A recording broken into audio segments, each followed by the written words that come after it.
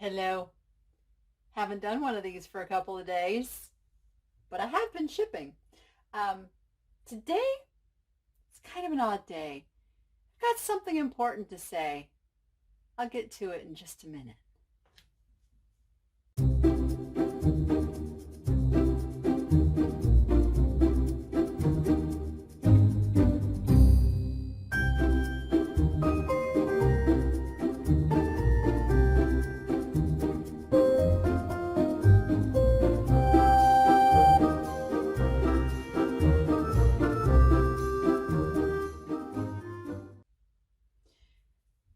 All right, let's get the shipping done, and I'll just talk as I go.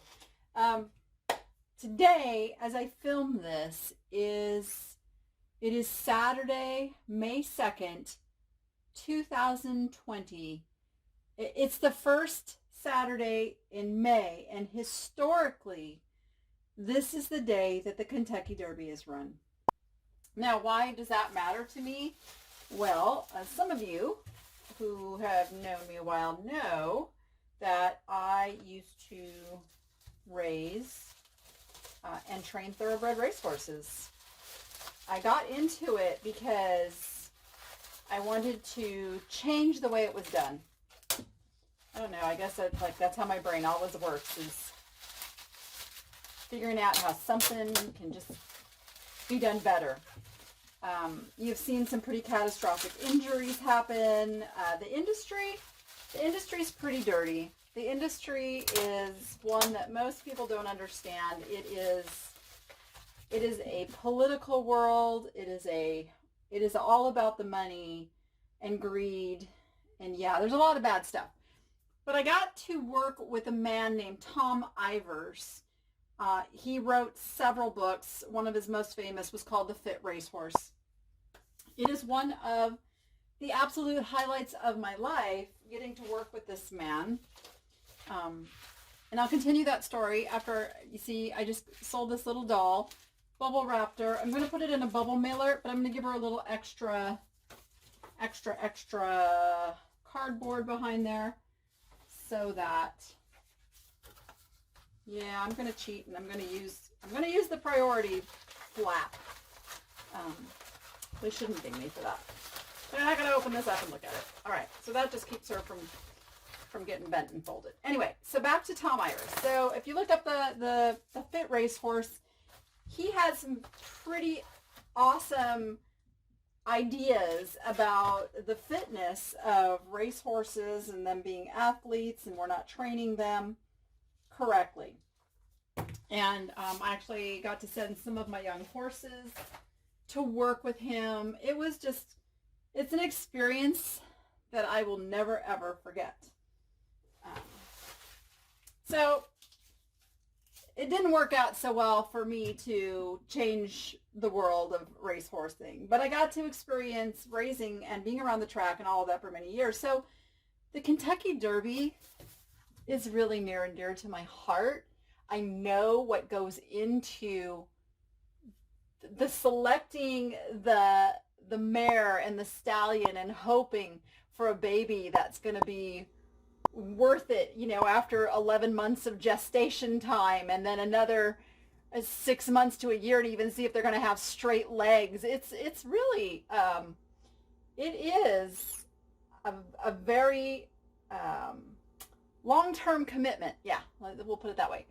So I know all that. So my heart is with always when I see an owner or a trainer that is not one of the big names, not one of the celebrity trainers that gets a horse into the Kentucky Derby. That's who I'm always rooting for. I'm always rooting for the underdog. Anyway, so today would have been the running of the roses, the running for the Kentucky Derby. And for the first time, probably in its history, it ain't running. What do you do with that? Just what do you do with that? I've got a lot of feelings today. Anyway, we're going to use a number 4 box for this. This was a Mark, oh gosh, what's his last name? Boutte. Mark Booty. It's marked on the bottom there. Anyway, nice piece of art glass. I took a $65 offer on that. we're going to wrap it up really good. You've seen me do this before. I don't need to explain this process too much as I ramble on about being melancholy today. I'm just melancholy today, and I think part of that is yesterday was May 1st, and for many of us, we thought that May 1st was going to be the marker for really starting to get life back to normal. That was our holdout, like, hope, like, okay, we can do this shutdown thing and we'll get through it. And now many of us are experiencing states that are saying, yeah, you're not done yet. Here in Nevada, we don't even know when we're going to be done. It could be July before we start seeing a lot of stuff open back up. And that's pretty hard to swallow. And I was processing this yesterday, and I think what a lot of us are experiencing is grief. You know, grief goes through stages. You go through, pardon me as I get some packing peanuts there. You go through sadness, you go through anger, you go through, I don't know, you guys probably have seen that whole cycle. I can't recite them all off. I think there's like 7 stages of grief. So if you are feeling down, sad, angry, depressed, I do not like how this is sitting in here. Oh yeah, that's because I put so much extra room. It'll be fine. This is going to make it. If you're feeling emotions that kind of have you thrown for a loop, you're probably grieving. We're grieving the loss of our normalcy. We're grieving the loss of life as we knew it. A lot of us are going through I'm not afraid of this virus. Guys, I'm a germaphobe anyway. I'm already very, very self-protective. I don't want to get the flu. I don't want to get a cold. People have heard me joke. Like, I'm a singer, so I protect my voice. So it's not the virus that I'm afraid of. I am afraid of our not being able to get back to a place where we can live amongst one another without thinking that everybody is a carrier of disease. I'm afraid of what I'm seeing with our government entities and how these are just people. They're just a human being making decisions based on their own life experience and ideas and sometimes mental incapacities, if I may be so bold. Yeah, it's just weird times. So I often get asked, so Danny, how do you get through? I've grown up with depression and anxiety my entire life. I'm better than I used to be. Because there was a point where I wouldn't leave my house. That's called agoraphobia. I wouldn't go someplace I didn't know unless I had somebody with me who had been there before and knew and could guide. I mean, I'm still a little bit like that, but man, I've come a long way. But so I get it. I get the fear, and the way I have been able to manage that fear is just with my faith. And if you're not a God person, don't tune out just yet. Because I don't judge. I know everybody has their own timing of coming to things, but I gotta tell you, it is my faith in God that gets me through on an absolute daily basis. Because it's a really beautiful thing when you can give your problems to somebody and say, here, I can't take this right now. Carrie Underwood said it. Jesus, take the wheel. And I think a lot of us are in that Jesus, take the wheel time right now. Some of you like going through this that don't have that. I don't know how you go through it. I don't think I could. I just don't think I could. I would be a mess. I think I'm going to just use more bubble wrap to cushion this in the box.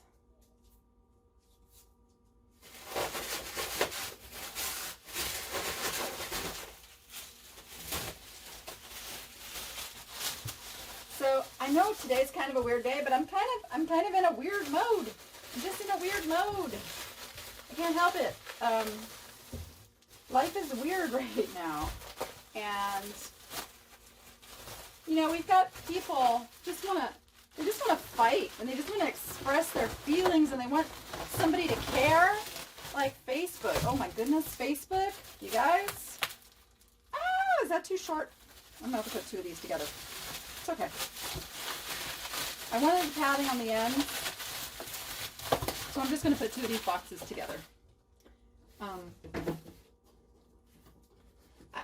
just got to say, like, I'm on Facebook probably more than I should be, and I just see some real ugliness.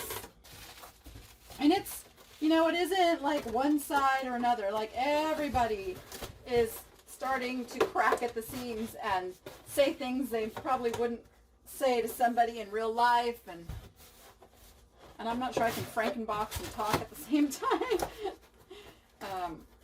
You guys, I just want to put a call out there, like, think about your words, and think about the fact that a lot of times when somebody's saying argumentative things or angry things or ugly things, they're hurting. I had somebody do it to me the other day, and I got really hurt and defensive, and but thinking about it, just like, you know, thinking about, like, well, why do people feel the need to do that, and then why did it affect me in such a way? I mean, I get it. We all are feeling like we want our voice heard in a very, very out of control world right now. So one of the things my faith teaches me is that when someone does something like that, or says something like that, you should show what's called grace, meaning cut them some slack, let it go, don't fight back,